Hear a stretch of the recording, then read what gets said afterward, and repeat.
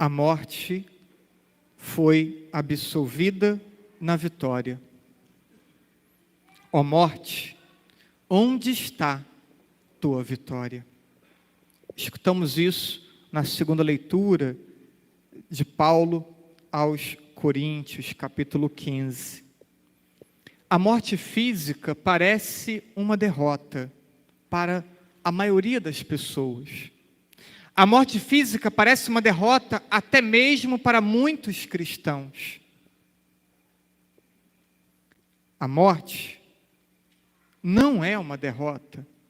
A morte não pode ser entendida como uma derrota.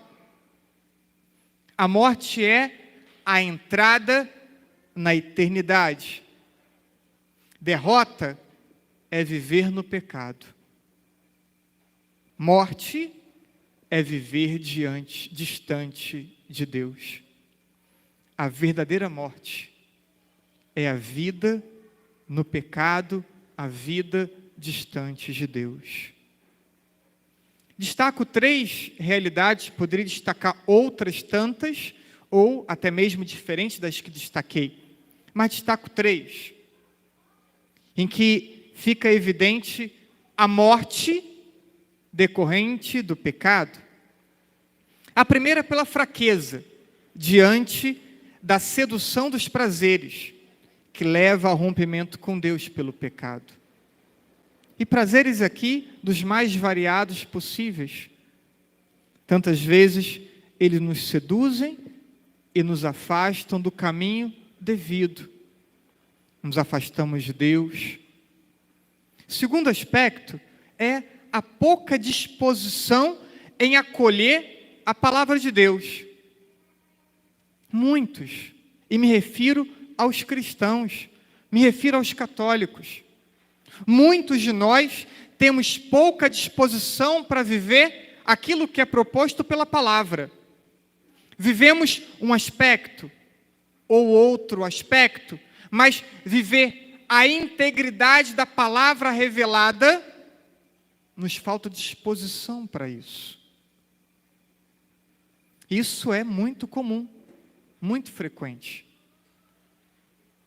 Terceiro aspecto, a presunção intelectual que tenta incansavelmente se emancipar de Deus. Quantas ideologias, quantas propostas de respostas para o homem, para a vida, para as coisas que nos deparamos, respostas que vão na contramão daquilo que foi revelado por Deus. A Sagrada Escritura não tem uma preocupação com precisão geográfica, física, química, mas ela tem o intuito de ser preciso no entendimento da pessoa humana e no sentido para a vida humana.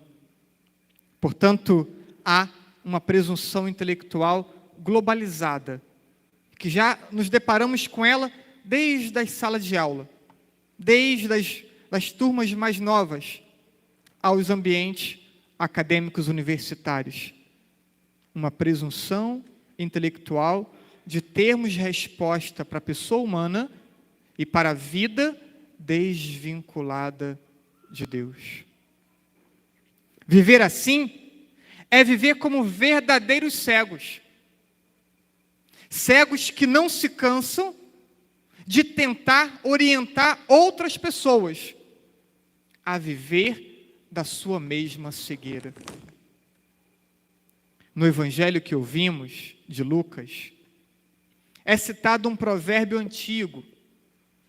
Poderá um cego guiar outro cego? O texto está preocupado com os falsos mestres, mas também sobre as falsas compreensões relativas à vida e às verdades das coisas. Muitos cristãos têm assimilado compreensões contrárias às verdades reveladas. E por isso, pinça alguns aspectos da fé, da doutrina e da palavra, e outros aspectos de teorias, ideologias, autores, mesmo contraditórios ao ensinamento cristão. E aí vivem confusos, divididos. Por quê? Porque não se permitem ser conduzidos por Deus e por sua palavra. Colocamos ideologias que mudam frequentemente acima de Deus, à frente de Deus. Abrimos mão de uma palavra perene, de uma revelação perene, que não dura 10 anos, 20, 100, já dura 2000 anos, contando o Novo Testamento, e irá até a eternidade.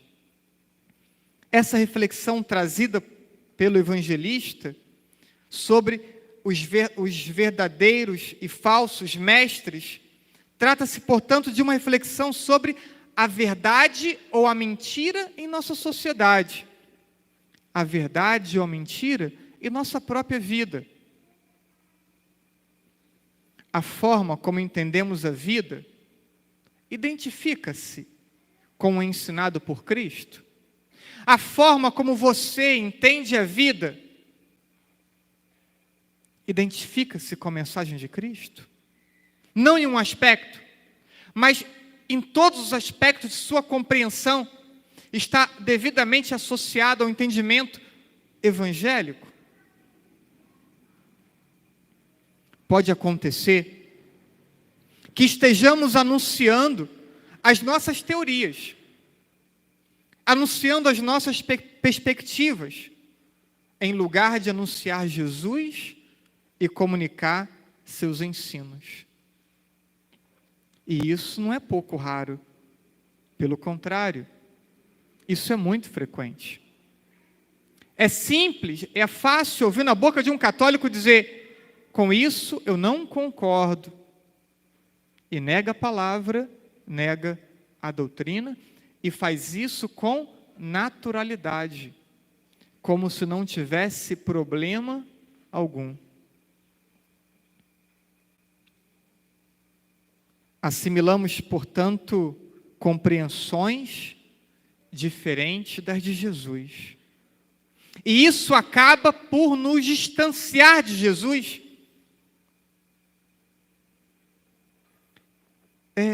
É preciso entender que ser discípulo de Jesus exige um coração indiviso, exige uma conversão total de entendimento, de sentimentos, de metas para a vida. Um entendimento parcial não é capaz de nos fazer capazes de uma experiência plena com Deus. Vou repetir. Uma experiência ou um entendimento, um acolhimento parcial da revelação não nos torna capazes de uma experiência plena de fé, uma experiência plena com Deus. Isso parece fácil entender.